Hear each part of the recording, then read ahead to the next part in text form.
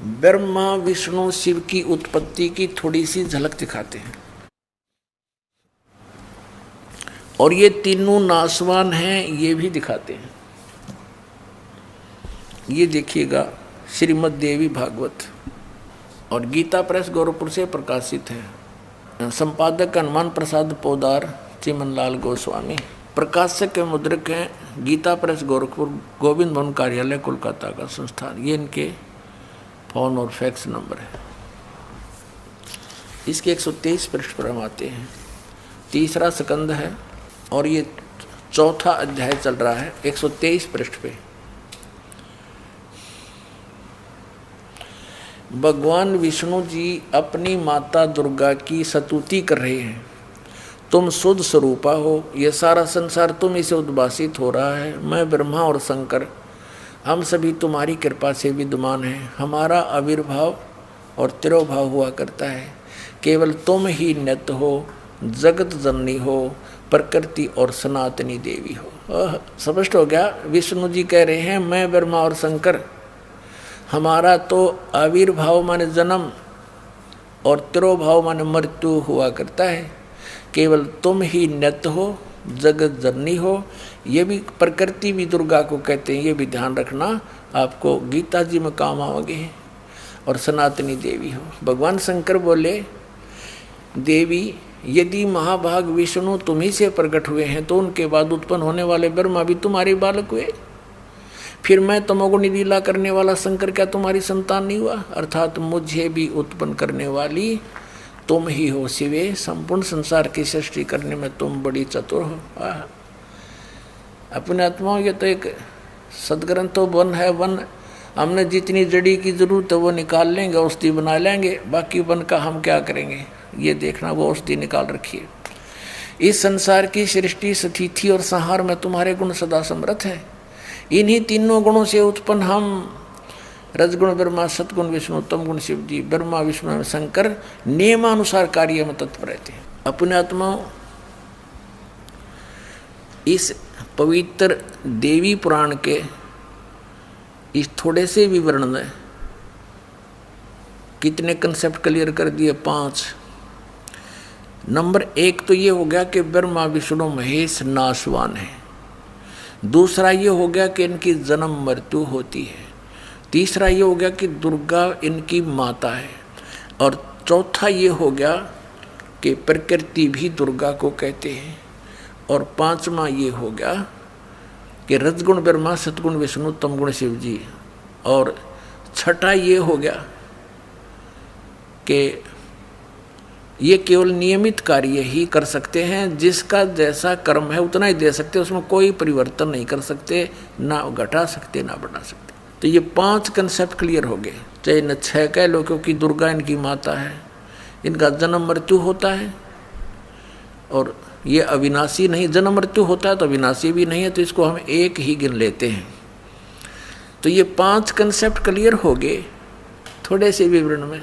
अरे 5500 वर्ष हो गए इनको कागज पर लिखे हुए को, इन सदग्रंथों को। और आज तक ये हमारे धार्मिक गुरु ये नकली कख नहीं बता सके। हमारे को उवाबाई बकते हैं श्री कृष्ण जी अखिल ब्रह्मांड के स्वामी हैं, अखिल ब्रह्मांड के नायक हैं, श्री कृष्ण स्वयं भगवान हैं, इसके अतिरिक्त कोई भगवान ही नहीं है। ये न कख का पता है, उवाबाई बक रहे हैं, दुनिया को मूर्ख बना दिया, काल के मुंह में फंसा दिया, सब भूत बनवा दिए, शास्त्र विरुद्ध साधना करवा के। अब और डिटेल दिखाते हैं कि इनका पिता कौन है। माँ का तो बेड़ा पट गया पवित्र दुर्गा पुराण में, देवी पुराण में। अब संक्षिप्त शिव पुराण दिखाते हैं आपको। गीता प्रेस गोरखपुर से प्रकाशित, संपादक हनुमान प्रसाद पोदार। ये वहीं से गीता प्रेस गोरखपुर से प्रकाशित व मुद्रित है। गोविंद भवन कार्यालय कोलकाता का संस्थान गोरखपुर। अब इसके आपको 98वें पृष्ठ से शुरू कराते हैं। ये 98वें पृष्ठ संक्षिप्त शिवपुराण, इसके लास्ट से लेंगे थोड़ा सा, इससे आगे लिंक बन जाता है, इसका क्रम बन जाता है। अपने पुत्र नारद की यह बात सुनकर लोक पितामह ब्रह्मा वहाँ इस प्रकार बोले। 5वां अध्याय समाप्त हुआ। रुद्र संहिता, ये रुद्र संहिता है। ब्रह्मा जी ने कहा, ब्रह्मन देव शिरोमणे, तुम सदा समस्त जगत के उपकार में लगे रहते हो। तुमने लोगों के हित की कामना से यह उत्तम बात पूछी है।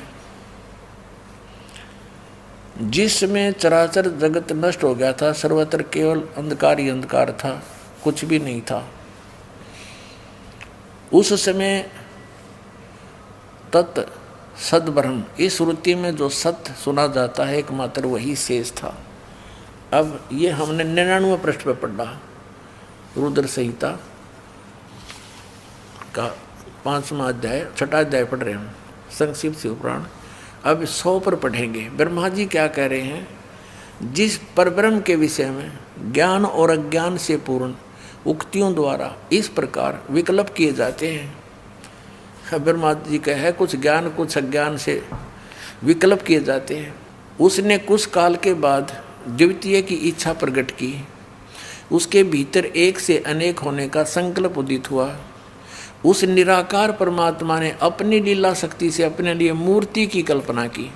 जो मूर्ति रहित परम ब्रह्म है, उसकी मूर्ति ये सदाशिव है। भगवान सदाशिव है। अर्वाचीन और प्राचीन विद्वान उन्हीं को ईश्वर कहते हैं। उस समय एकाकी रहकर स्वेच्छानुसार विहार करने वाले उन सदाशिव ने अपने विग्रह से स्वयं ही एक स्वरूप भूता शक्ति की सृष्टि की। अब यूँ कहता ना, कुछ ज्ञान और कुछ अज्ञान सुनाऊंगा, ऐसे सुना जाता। पूर्ण परमात्मा कबीर साहब कहते हैं, हम ब्रह्मा को मिले आकर के, ब्रह्मा को समझाया, ज्ञान इसने ध्यान से सुना, इसने मेरे को गुरु भी धारण किया। फिर दूसरी बार जब ये गए परमात्मा इनको आगे मंत्र देने के लिए, पीछे से काल ने इनकी बुद्धि फेर दी और कहा, ये सब झूठ बोलता है, ये सब झूठा है, इसकी बातों में मत आना। दूसरी बार परमात्मा गए, ब्रह्मा जी ने महत्व नहीं दिया उनको, अनदेखा किया उनकी बातों को और कहा कि नहीं, हमें जो ज्ञान है वो सही है, आप यथार्थ ज्ञान से परिचित नहीं है। लेकिन फिर भी परमात्मा से सुने उस ज्ञान को कुछ आधार बनाया इसने, निराकार आकार में होया, सदाशिव बन गया। उसने अपने ही अंग से एक स्त्री की उत्पत्ति की, दुर्गा की, जो उसके श्री अंग से कभी अलग होने वाली नहीं थी।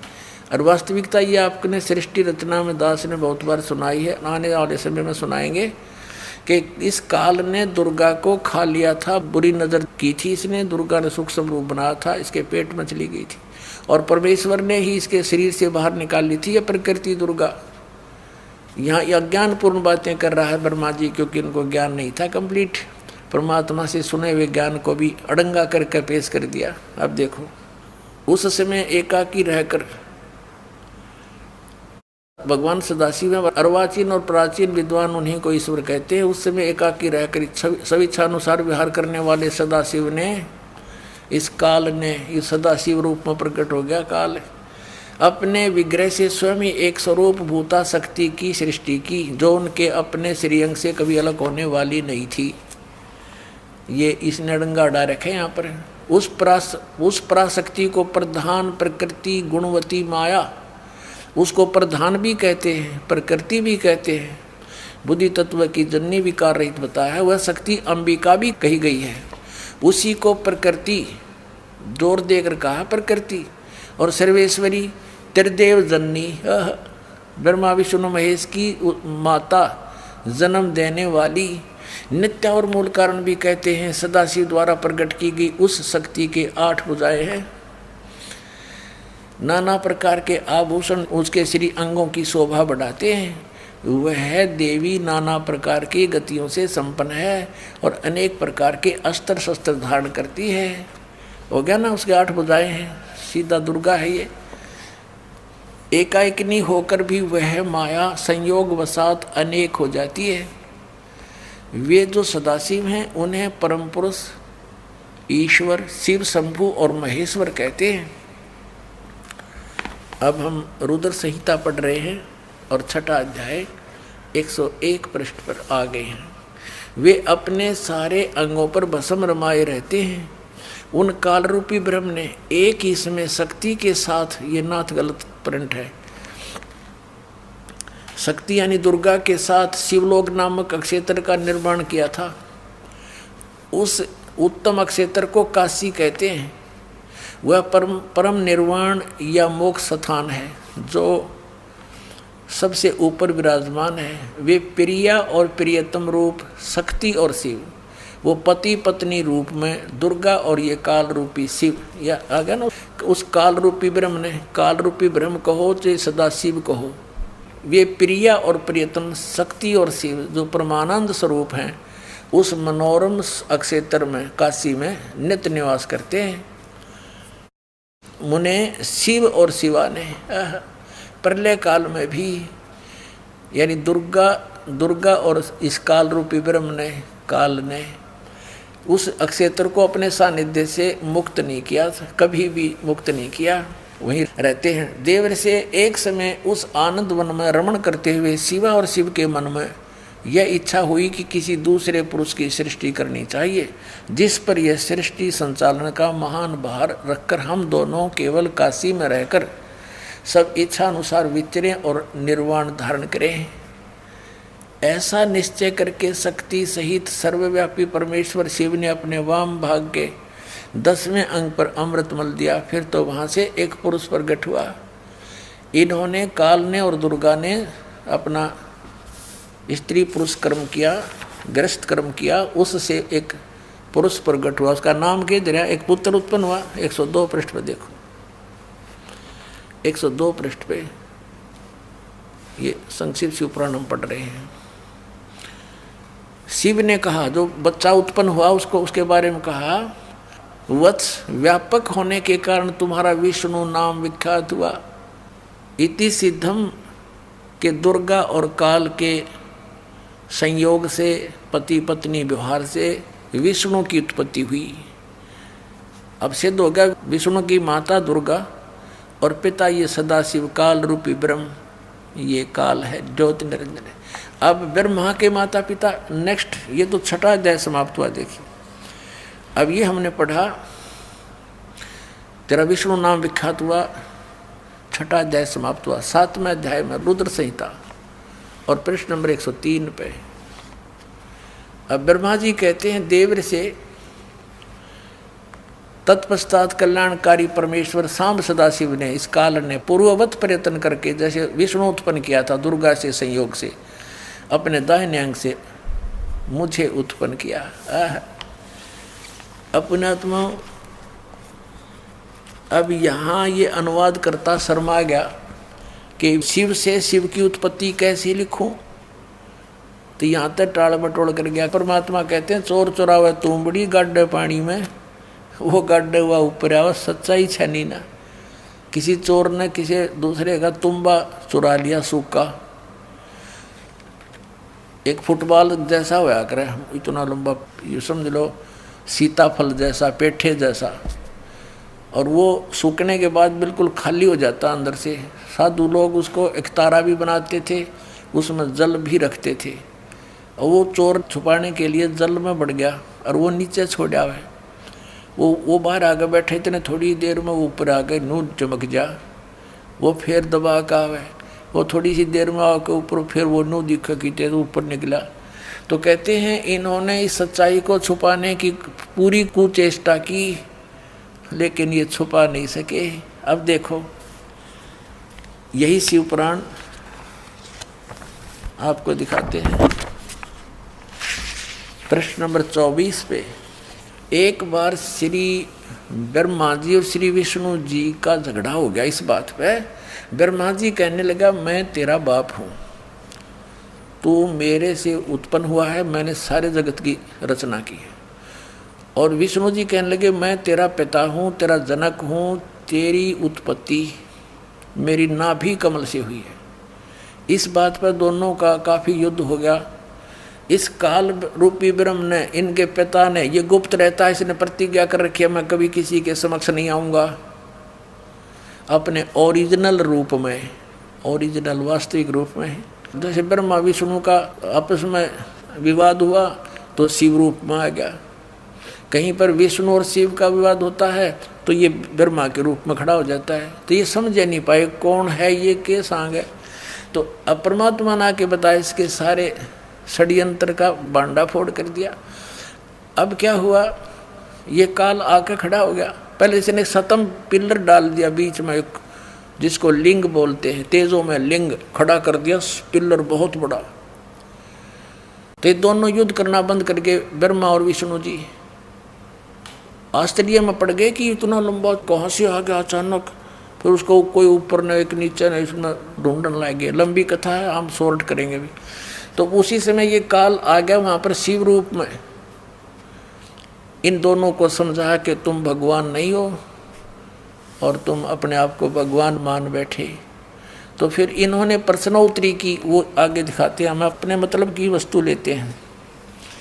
ये है 24 पृष्ठ श्री विष्णु पुराण और विद्वेश्वर संहिता। और इसमें ये ब्रह्मा और विष्णु का युद्ध हुआ, इनके बीच में ये सतम खड़ा कर दिया। इसके बाद फिर काल जब ब्रह्मा आ गया इनके सामने शिव रूप में, इनकी वार्ता हुई। ब्रह्मा और विष्णु ने पूछा, प्रभु सृष्टि आदि 5 कृत्यों के लक्षण क्या हैं, यह हम दोनों को बताइए। भगवान शिव बोले, मेरे कृत्यों को समझना अत्यंत गहन है, तथापि मैं कृपा पूर्वक उन्हें उनके विषय में बता रहा हूँ। ये सारा कुछ हम अपने मतलब की बात लेंगे। ये आपने पढ़ा 25 पृष्ठ पे विद्वेश्वर संहिता, संक्षिप्त शिव पुराण 26 पृष्ठ पे। अब यहाँ हम आ जाते हैं। अब ये काल कह रहा है ब्रह्मा और विष्णु को, पुत्रों तुम दोनों ने तपस्या करके प्रसन्न हुए मुझ परमेश्वर से सृष्टि और सतिथि नामक 2 कृत्य प्राप्त किए। अब स्पष्ट है, ये बोलने वाला तीसरा है कोई। वो कह रहा है कि पुत्रों, ब्रह्मा और विष्णु को कह रहा है, पुत्रों तुमने स्वयं अपनी तपस्या करके मुझसे ये 2 जॉब प्राप्त की है, 2 पोस्ट प्राप्त की हैं। कौन सी? सृष्टि और सतिथि की। अब आगे देखो, 2 कृत्य प्राप्त किए हैं, सृष्टि और सतिथि नामक। पुत्रों तुम दोनों ने तपस्या करके प्रसन्न हुए मुझ परमेश्वर से सृष्टि और सतिथि नामक 2 कृत्य प्राप्त किए हैं। ये दोनों तुम्हें बड़े प्रिय हैं। इसी प्रकार मेरी विभूति स्वरूप, यानी मेरी ही शकल के रुद्र और महेश्वर ने, ये मैं नहीं है, ने 2 अत्यंत कृत संहार और तिरोभाव मुझ से प्राप्त किए हैं। अब जो दास कंसेप्ट क्लियर करना चाहता था वो ये हो गया कि ये 4 और हैं, ये बोलने वाला 5वां है। महेश्वर, रुद्र, ब्रह्मा और विष्णु, इनका पिता है यो काल, यो 5वां न्यारा है। इति सिद्धम कि ब्रह्मा विष्णु महेश के पिताजी कौन है? काल रूपी ब्रह्म। अपने आत्माओं 600 वर्ष पहले भगवान कबीर साहब ने कहा था, अब मैं तुमसे कहूँ चिताई, त्रिदेवन की उत्पत्ति बाई। माँ अष्टंगी पिता निरंजन, ये जमदारुण वंशन अंजन। पहले की निरंजन राई, पीछे से माया उपजाई। माया रूप देख अति शोभा, देव निरंजन तन मन लोभा। अब बताते हैं, निरंजन की ने भोग विलासा, माया को रही तब आशा। 3 पुत्र अष्टंगी जाए, ब्रह्मा विष्णु शिव नाम धराए। कति सिंपल लैंग्वेज में मालिक ने ये सूक्ष्म वेद में बता रखा है कि इस काल रूपी ब्रह्म सरपुरुष की और दुर्गा के संयोग से दुर्गा को आशा रही, प्रेग्नेंट हुई, फिर उन 3 पुत्रा की उत्पत्ति की। कति क्लियर कर दिया। और फिर मालिक ने एक शब्द और बोला, गुण तीनों की भक्ति में ये भूल पड़ो संसारे। कहे कबीर निज नाम बिना कैसे उतरो पारे। 3 देव की जो करते भक्ति, उनकी कदे ना हो मुक्ति। कंसेप्ट क्लियर हो गया। तो नासवान है और इनकी भक्ति करने से वो पूर्ण मोक्ष कैसे प्राप्त होगा? जहाँ जाने के बाद फिर लौट कर कभी संसार में नहीं आते, ये आप जन्मते मरते हैं। तो इसके लिए इन्हीं पवित्र सदग्रंथों से प्रमाणित करेंगे आपके लिए। पहले तो ये प्रमाणित करते हैं ये 3 गुण क्या हैं, रजगुण ब्रह्मा, सतगुण विष्णु, तमगुण शिव जी। वैसे तो बहुत बार आ चुका है, फिर भी पुण्यात्माओं ये अज्ञान भी हमारे अंदर हजारों वर्षों से फीड किया गया, झूठा लगातार लगातार फीड कर दिया, हम यहाँ तक भर दिए इस अज्ञान से। अब ज्ञान सुनते हैं तो हमें अंदर जगह नहीं, लेकिन ये ऐसा ज्ञान है कि अपनी जगह बनाएगा और उसको बाहर फेंक देगा उठा करके। अब देखना मार्कंडेय पुराण में स्पष्ट किया है, ये अपने पवित्र पुराण सदग्रंथ हैं जिनको हम शिरोधार्य मानते रहे और पढ़ते रहे और खरीदते रहे। ये गीता प्रेस गोरखपुर से प्रकाशित है,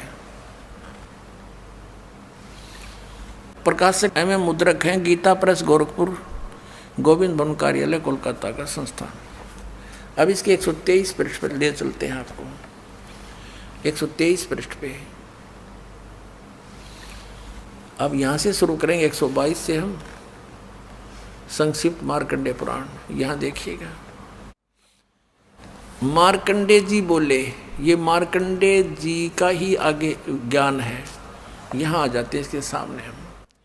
रजोगुण प्रधान ब्रह्मा, तमोगुण प्रधान रुद्र और सतोगुण प्रधान विश्वपालक विष्णु है। ये ही 3 देवता हैं और ये ही 3 गुण हैं। वैसे तो पुण्यात्माओं कहते हैं बुद्धिमान को संकेत गणाओ है, बहुत होता है, फिर भी क्योंकि हम बहुत दिनों से रंगे पड़े हैं, कई मन में थोड़ा सा भी कंसेप्ट क्लियर ना हुआ तो ये काल फिर स्थान बना जाएगा आपके अंतःकरण में। लेकिन दास ऐसी जगह छोड़ना को ना कि ये फिर समा जाए आपके अंदर। ये देखिएगा श्रीमद् देवी भागवत, ये प्रथम भाग, ये कहाँ से प्रकाशित है? अथ देवी भागवतम सभाष्टीकम सहमात्यम, खेमरा श्री कृष्ण दास प्रकाशन, बम्बई 4। अब हम इसके यहाँ आते हैं। ये है अथ श्री मद देवी भागवते भाषा टीका युक्ते तृतीय स्कंद है प्रारंभते, ये 3रा स्कंद प्रारंभ। इसके हम 11 पृष्ठ पर ले चलते हैं आपको। ये 11 पृष्ठ है और ये 3रा स्कंद है भाषा टीका तृतीय स्कंद अध्याय 5। ये अध्याय 5 का ये 7वां श्लोक यहाँ समाप्त हुआ है और 8वां प्रारंभ होता है। भगवान शंकर कहते हैं, हे माता, यदि हमारे ऊपर सदा आप दया युक्त हो तो हमको तमोगुण में किस प्रकार प्रदान किया है, और ब्रह्मा रजोगुण और हरि सतगुण युक्त किए हैं। अब संस्कृत भी पढ़ेंगे हम। 7वां ये समाप्त हुआ, 8वां प्रारंभ होता है।